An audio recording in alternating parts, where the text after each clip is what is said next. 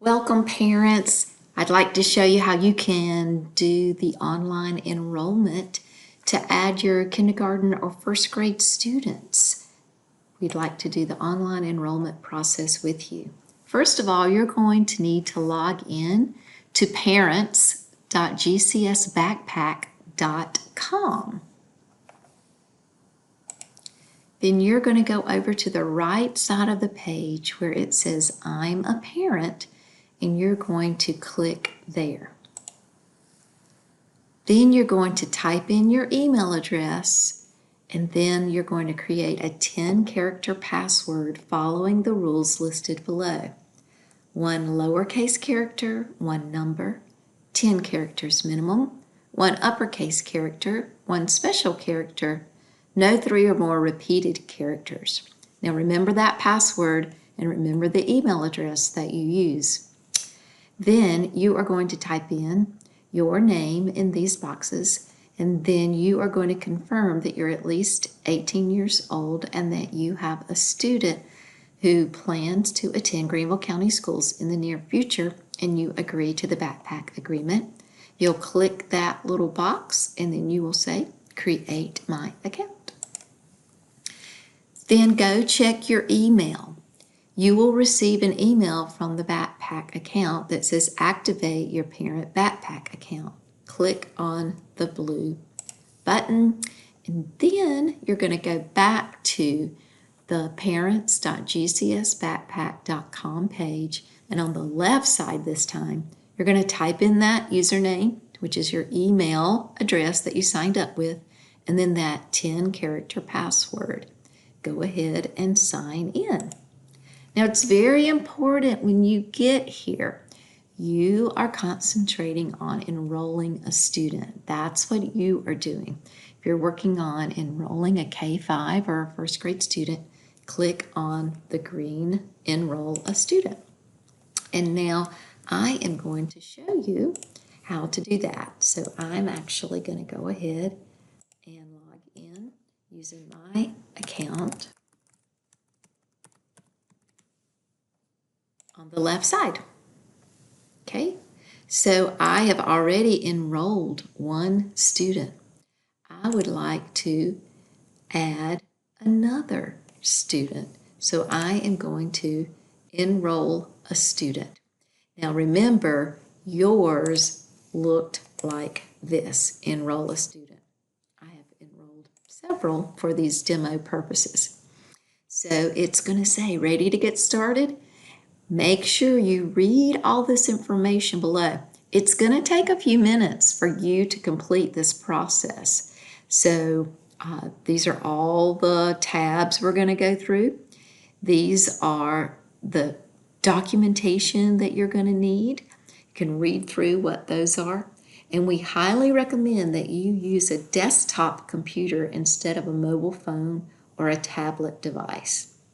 Now, if your child's already enrolled in Greenville County Schools, don't re-enroll them. This is for the new students. If you're K3 or K4, you'll go to this website. So right now I'm talking to K5 and first grade parents that are enrolling their student for the first time into Greenville County Schools. And also, this is not for programs like the virtual program.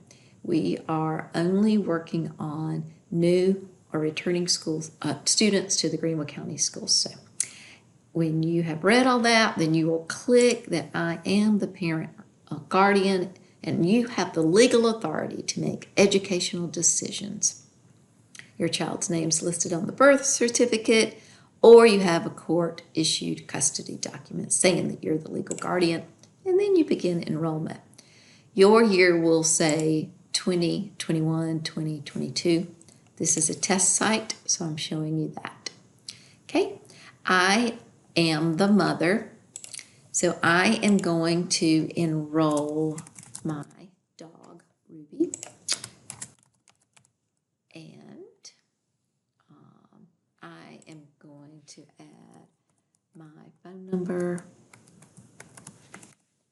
and then I am going to start typing in my address address, and it populates, and I can click on it.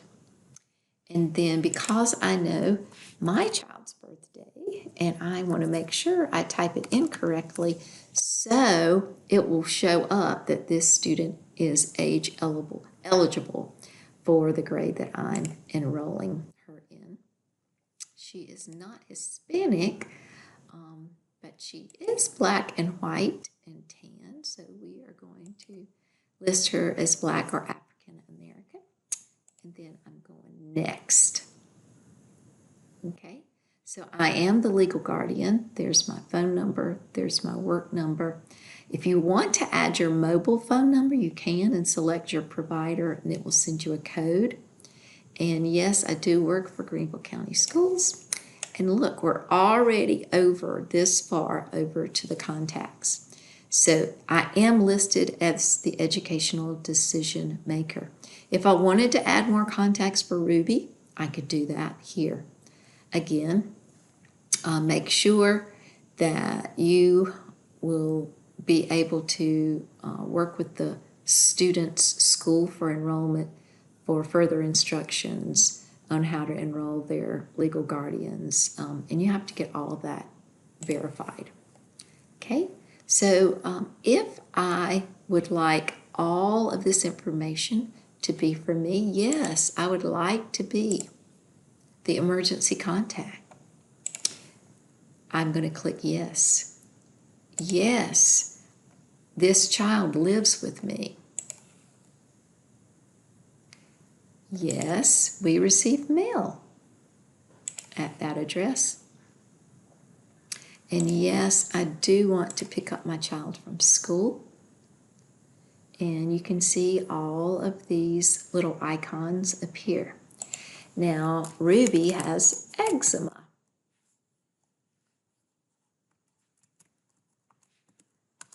So I'm going to list that. And then I am going to say that they may share this. The nurse is going to know about it. Individuals who have responsibilities for my child are going to know about it. And then I give my consent for that. If we have a Medicaid number, we'll put that information there. And we're just moving right along. Now, what grade is my child going to be in? She's going to go into kindergarten. I'm aware of the entrance requirements and how old they have to be. Now, because of my address, it shows that they're going to go to Paris. If I plan to attend Paris, I just click yes and go to the next one. But let's say I did not want to go to Paris. I wanted to do a magnet school, or I wanted a school choice form, and you'd have to complete that information. But we are going to go to Paris, so I don't need to fill out that information. And then my child actually did not go to school last year. So it wants to know the last type of school your student attended. Were they public, private, homeschool, charter? I'm going to say none. And then it wants to know what was the last school like. Was it center-based? Were they home with a family member, family child, home with a non-family member? You complete that. And then you will tell how they arrive at school. Well, I'm going to drop Ruby off, and then she's going to ride the bus home. We don't require a wheelchair, and I know that if I don't get on the bus for 5 consecutive days, I need to notify the school office because it will become inactive. And I also know that I have to get my request in early if I want them to be able to be a bus rider. If I want to go to extended day, I would click yes, and then you work with your school about that. Ruby's not going to go to extended day. And then you talk about the language. Well, let's say Ruby's first language was Spanish, but most of the time she speaks English, and we speak English at our house. But look at all the different languages you can choose from. Many, many, many languages. If you've received support for learning English, you would put that.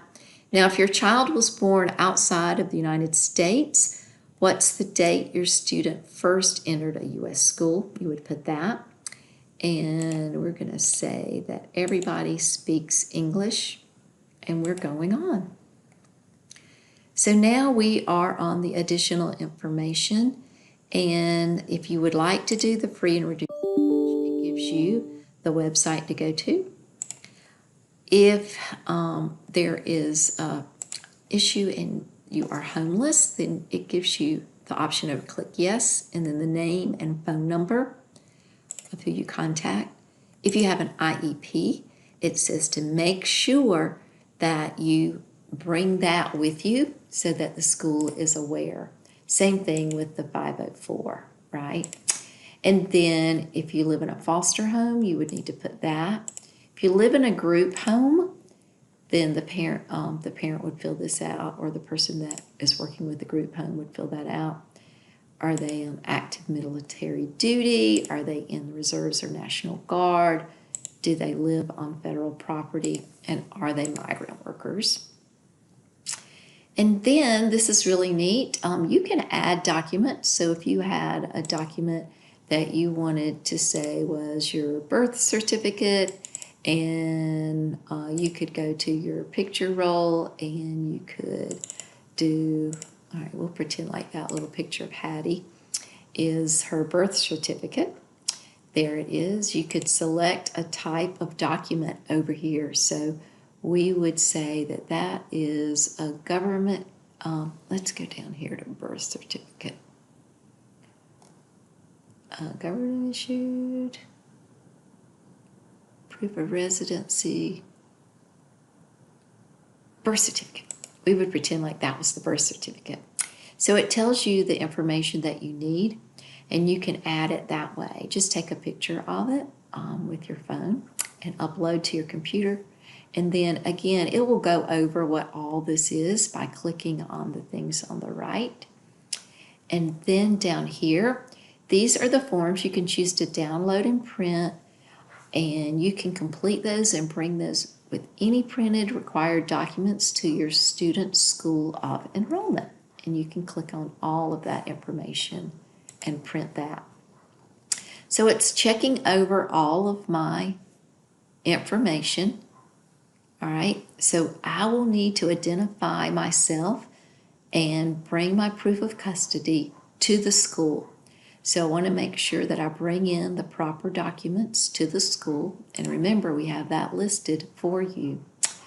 And what is the first day you plan to attend school? You would put the date for that sometime in August next year. And then I am going to sign it. And then it's reminding me you must still visit your school to verify the rest of the enrollment requirements. Please contact the school if you're not able to. So you can print all of that information. And then you're going to need a photo ID, proof of residency, 2 current proofs of residency, birth certificate, completed immunization, withdrawal or transfer from your previous school, and then, if applicable, the IEP or 504, and then if you're doing a magnet school or if you're doing the school choice. Those are the things you do. You click Submit Enrollment. Oh, I didn't put a date. Well, normally it's going to be, August of 2021. But you will do that on yours. And I hope you have a great day. Thank you for watching the video.